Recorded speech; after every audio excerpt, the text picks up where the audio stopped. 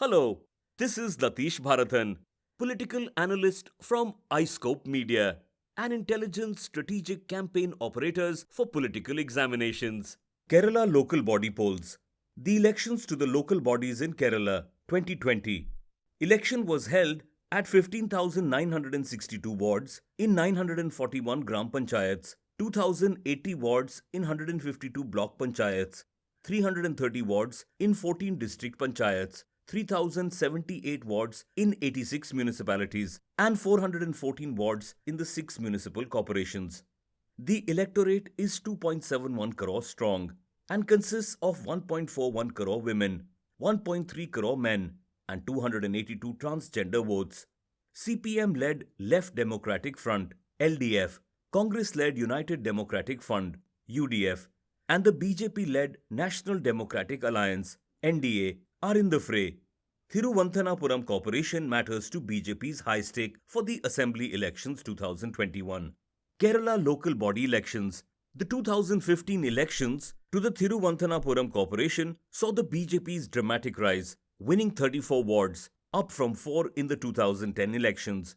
The ongoing local body polls in Kerala, the Thiruvananthapuram Corporation Council election, is one of the most keenly watched contests. The Thiruvananthapuram Corporation is the largest urban body in the state by area and population, with 100 wards spread over parts of at least 4 assembly segments in the district. It has been ruled by the CPM-led LDF for the past 15 years. Apart from this, what makes the contest interesting this time is the equal firepower that the three major coalitions, LDF, UDF, and NDA, bring to the race. The 2015 election to the corporation had witnessed the phenomenal rise of the BJP, which won 34 wards, up from 4 in the 2010 elections. In doing so, the BJP pushed the UDF to the third position and emerged within striking distance of the LDF, which was the single largest coalition with 42 wards. The result showed that while the BJP dealt blows to both coalitions, it had made deeper inroads into traditional UDF bastions than those held by the LDF. This time, the BJP is gunning for a clear majority and a mayor of its own, to be able to capture power in the local body that controls the state capital, especially under the nose of the ruling LDF government, would be a shot in the arm for the party in the run-up to the assembly elections next year. The BJP is also upbeat thanks to its show in the Hyderabad civic polls earlier this month, where it won 48 wards, up from 4 in the previous election, ending a close second behind the TRS. The Saffron Party underlined how serious it was about capturing the Thiruvananthapuram Corporation when it nominated no less than its district president, V.V. Rajesh, as a candidate from the Pujapura ward.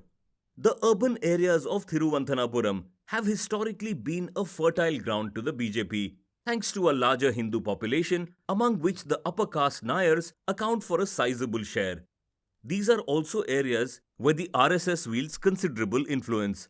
BJP realizes that it has to punch above its weight in the Thiruvananthapuram Corporation election to keep the morale of the cadre high before the assembly elections next year. The party's central leadership, which has been irked by the rampant factionalism within the state unit, also needs to be placated, the mood within the party. According to reports, the RSS leadership has taken direct control of the campaign so that squabbling local BJP leaders can be kept at bay.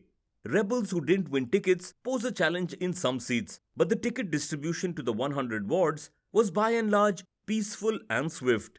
With the mayoral seat reserved for women this cycle, the BJP has nominated several experienced candidates, if things do go its way. Thanks for watching. Please like or comment and share this video. Also, don't forget to subscribe to our channel. For the latest videos and regular updates, press the bell icon.